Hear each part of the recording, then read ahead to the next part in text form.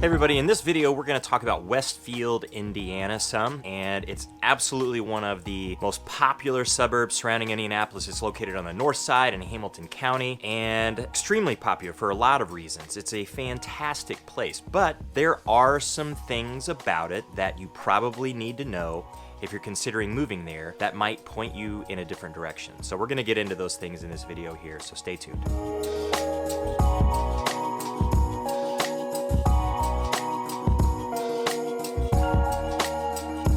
Hey everybody, I'm Jason Compton with the Compton Home Group. Welcome back to the channel. If this is your first time to the channel and you want to know everything there is to know about living in Westfield, Indiana, Indianapolis, Indiana, or any of the surrounding suburbs, then make sure you hit that subscribe button and tap a little bell so you're notified every time we do a new video. And we have people reaching out to us from all over the country with questions about Westfield, Indiana, or the northern suburbs, the southern suburbs, or any of the suburbs or Indianapolis itself. So if you have questions at all about any area in the Indy Metro, then don't hesitate to reach out any way that you know how. We'll always have your back with those questions, and we'll certainly have your back whenever it comes time for you to make your move to the Indy Metro. So as I said, in this video we're going to talk about Westfield, Indiana in a little bit more detail, and it is a very popular suburb, although not the biggest. There's a little over 40,000 people or so in Westfield right now, but it is growing, and it will certainly be a lot bigger than that in 10 and 20 years. Very popular place. And it's popular for a huge number of reasons, honestly. But there are some things about it that you probably should consider that may, like I said, point you in a different direction. Maybe consider a different place. So this is not a video that's knocking Westfield. It has certainly probably more pros to it than cons, but if you're moving to a certain city, then you want to know everything there's to know about it. Of course, you can a lot of times very easily see the positives of it, but what are some of those hidden negatives or things that you just want to consider that could influence your decision? So we're going to go through 5 things that might make you not want to move to Westfield, Indiana. So number 1 is that Westfield has absolutely geared itself towards being a really family-friendly place. And if you are a family with kids, then I would say Westfield could be a great place for you to land for a lot of reasons with the family. So if you're single and you want to live in one of the suburbs on the north side, Westfield, it might be a little bit questionable for you, honestly. It's a place that doesn't really have a whole lot of nightlife to speak of, and it does have some places, some pockets where there's a little bit more happening, but it's definitely not a really super happening suburb, and that's okay because it is a lot more family friendly. So if you're looking just for restaurants as an example, it's come a long way. It definitely has. Its population has really exploded. If you look back to the year 2000, there's just about 9,000 people there or so. And now there's over 40, about 44,000 people or so at the time this video is being made, which that's some pretty good growth right there. So it had to keep up a little bit, of course, with a lot of the things that a community that's fast growing like that would need. So stores, grocery stores, the usual things that you would find, and even chain restaurants, stuff like that. You're going to find those in Westfield, definitely, especially along the US 31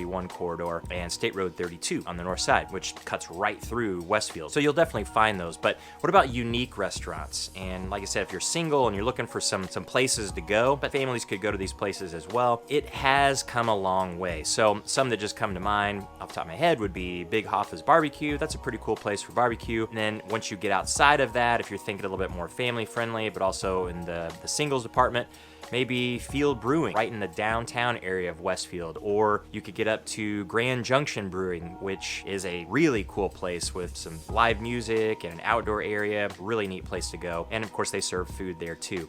But then you get onto a little spot on the south side of the historic downtown area of Westfield, which by the way is being renovated quite heavily. It's going to look extremely different in the next few years and will be much more friendly for pedestrians and a lot more family friendly too. But they have a little thing called Restaurant Row, and there's some pretty neat little restaurants on that south end. There's a really cool place called Chiba, which has fantastic sushi right there. The Italian House on Park is also really popular for Italian food. And if you go just around the corner, kind of into the older historic portion of downtown Westfield, there's a Union Jack pub. So places like that are certainly family friendly, but you can have a little bit of your single life, you can go in there too. But that's going to be really limited. It's not going to be a place even like Carmel. Carmel has a lot more going on, and over in Fishers there's quite a bit going on there too. But you have to get down into the city in Indianapolis to kind of get outside the realm of that real family-friendly vibe. So if you are single looking at Westfield, you might just want to consider a little bit of that because you're probably, for single life, you're gonna travel outside of Westfield a little bit more than maybe what you like, but you'll certainly do it from time to time. You'll travel outside of Westfield.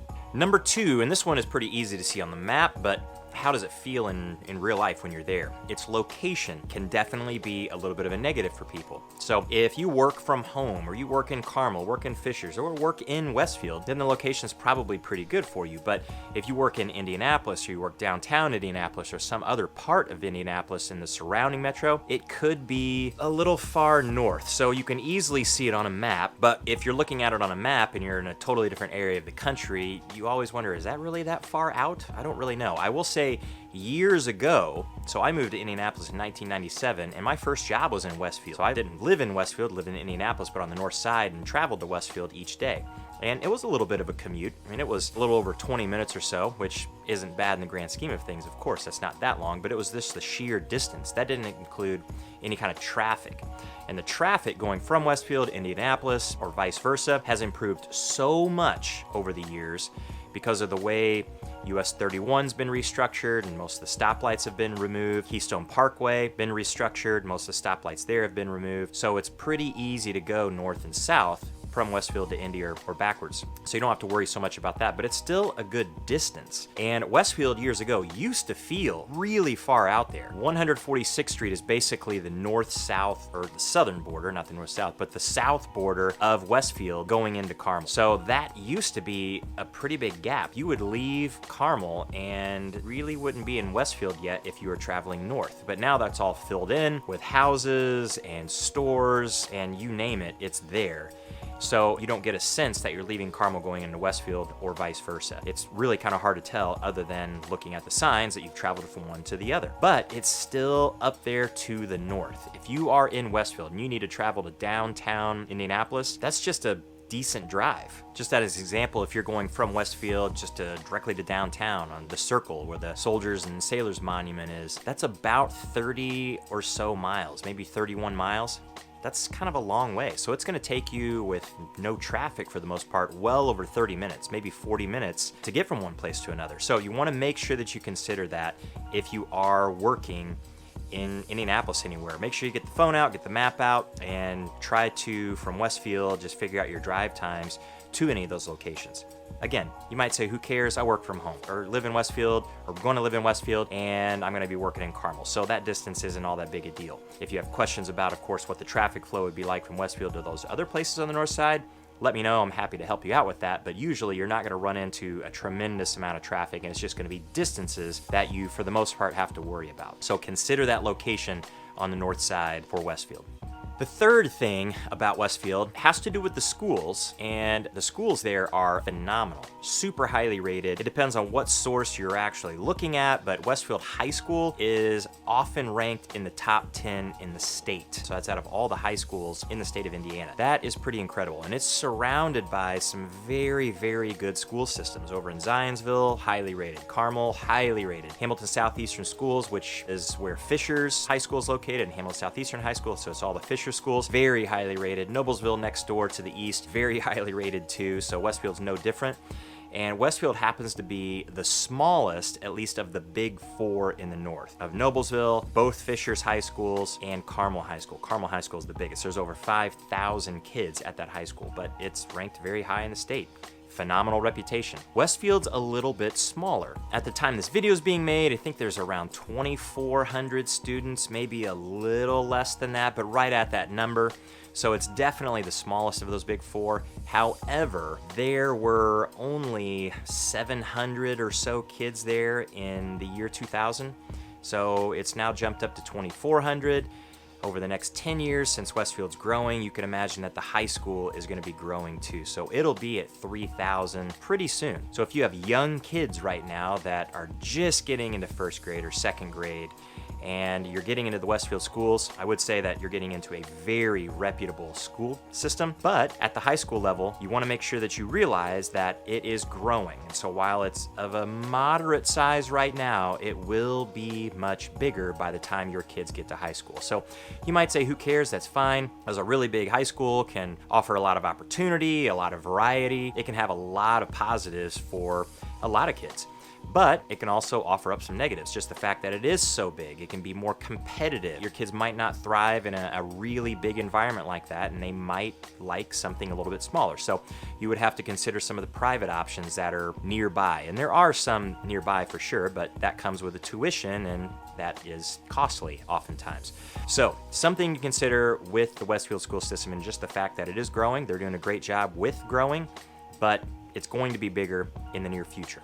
The fourth one is that Westfield, given that it's grown so much, a lot of Westfield, except for that historic downtown area, which by the way is going to be changed too here in the next few years, and it's going to look dramatically different, is that Westfield's not finished growing and everything is really, really new. So if you like really old or relatively old, very established neighborhoods, you're just not going to find that many in Westfield. There's just not a lot of opportunity for them. So if there was only 9-ish thousand people there in the year 2000, and now there's roughly 43,000 or so people there, in those 20 years it's grown that much.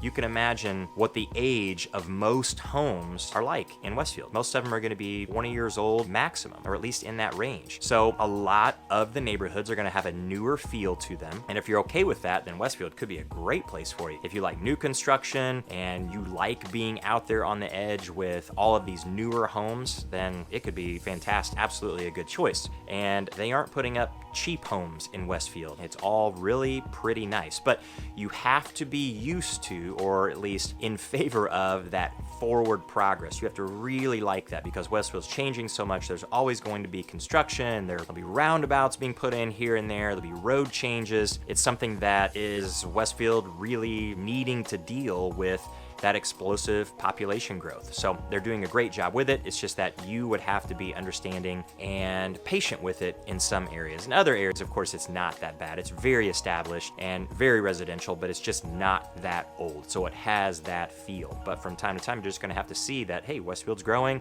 There's some construction going on over here. There's some changes going on over here, and you just roll with it. So it's definitely a place that is not near completion, not even close, and will continue to grow.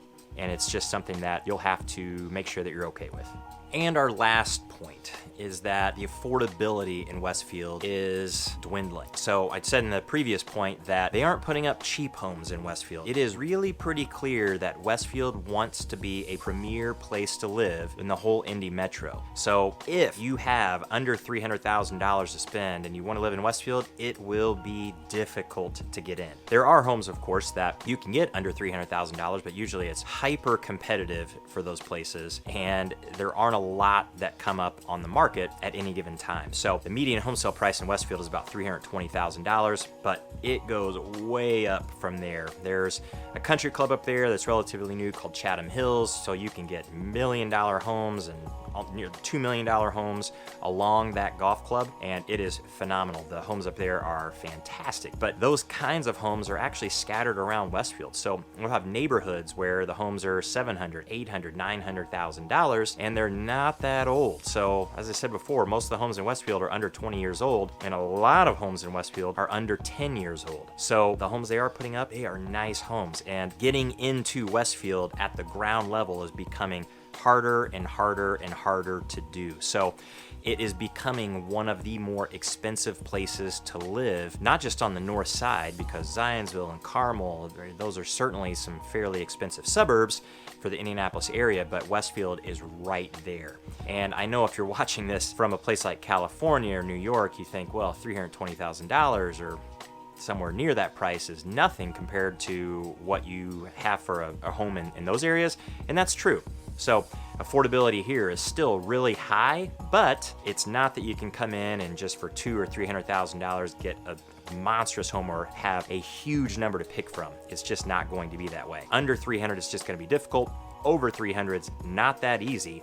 And you get over 4, of course, it gets to be a little bit more simple, or you have some more choices, and the type of home that you get, it's going to be a really nice home, and it's going to be relatively large if you want it to be, especially if you compare it to some other parts of the country. But affordability is starting to dwindle because those home prices are certainly climbing. Something to definitely consider with Westfield. So there you go. There are 5 things to know about Westfield and why you might not want to move there. So when you're researching a place, you want to get all the facts about any place.